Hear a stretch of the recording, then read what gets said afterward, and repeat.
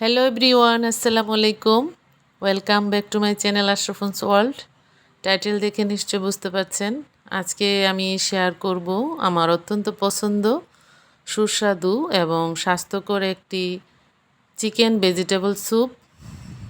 এটা ব্যস্ত সময়ে শ্রেষ্ঠ স্বাদের এই চিকেন ভেজিটেবল স্যুপটা রান্না করে দেখাবো আজকে। সবচেয়ে সহজ এবং ঘরোয়াভাবে চিকেন স্যুপ তৈরি করে দেখবেন এই শীতে অসাধারণ লাগবে। গরম গরম স্যুপ। আমি আজকে রাইস কুকারে এই চিকেন ভেজিটেবল স্যুপটা তৈরি করেছি ঝামেলাবিহীনভাবে।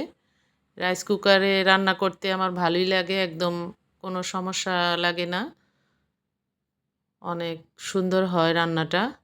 এই যে গোলমরিচের গুঁড়ো দিয়ে দিলাম, স্যুপের মধ্যে কালো গোলমরিচের ফ্রেশ গুঁড়াটা দিতে হবে, এটা দিলে টেস্টটা বাড়ে, ফ্লেভার আসে। আমি প্রথমে 3টা টমেটো নিয়েছি, এটা সিদ্ধ করে পিউরি করে নিলাম। আমি আজকে এই টমেটো পিউরটা দিয়েই স্যুপটা রান্না করব। আজকের রেসিপিটা অত্যন্ত সুস্বাদু, স্কিপ না করে দেখবেন প্লিজ। আর ভালো লাগলে আমার চ্যানেলটাকে সাবস্ক্রাইব করে দিবেন। আমি সামান্য আদা রসুন গ্রেট করে নিয়েছি। আদা রসুনের ফ্লেভারটা ছাড়া স্যুপটা ভালো লাগবে না, পানসে লাগবে। এই স্যুপ জাতীয় আইটেমগুলোতে আদা রসুন গ্রেট করে দিতে হয়, এটা স্কিপ করা চলবে না। এখন দিয়ে দিলাম চিকেন কিমাটা দিলে স্যুপটা হবে অসাধারণ। বাচ্চারা অনেক পছন্দ করে, আর বড়দের কোনো কথাই তো নেই। দিলাম স্বাদ মতো লবণ। আমি এখন ভেজে নিচ্ছি। এই স্যুপ জাতীয় আইটেমগুলো যে যা খুশি, যার যা ইচ্ছে মতো দিয়ে রান্না করা যায়, কোনো সমস্যা হয় না। এখন শীতের সিজন, আমি এখানে কিছু ভেজিটেবল দিয়েছি। আমি এই যে টমেটো পিউরিটা দিয়ে দিলাম, আর 3 জনের পরিমাণে পানি দিলাম। 3 জনের জন্য রান্না করছি এই ভেজিটেবল স্যুপটা।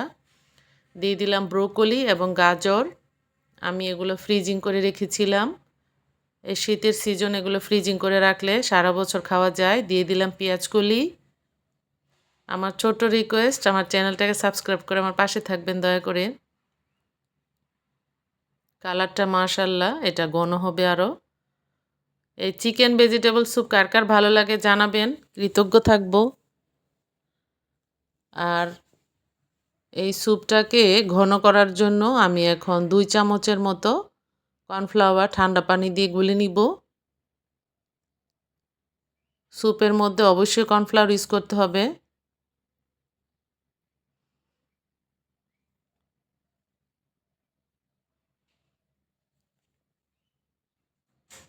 এই সুস্বাদু এবং স্বাস্থ্যকর চিকেন স্যুপটা তৈরি করা অনেক সহজ, ঝটপট হয়ে যায়। আর যদি চিকেন কিমাটা করে রাখা যায় আগেই ফ্রিজে, তখন আর সময় লাগে না বেশি।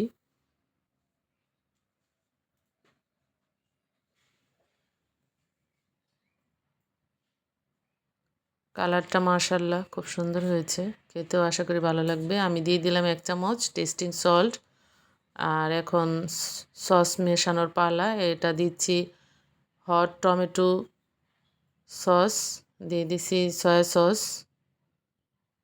এই স্যুপের মধ্যে অবশ্যই সস ইউজ করতে হবে, এটা ছাড়া ফ্লেভারটা ভালো আসবে না।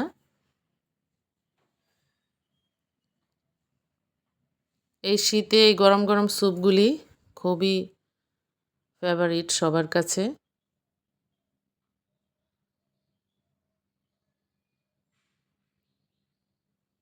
এই তো হয়ে গেছে। ভালো থাকবেন সবাই, আল্লাহ হাফেজ।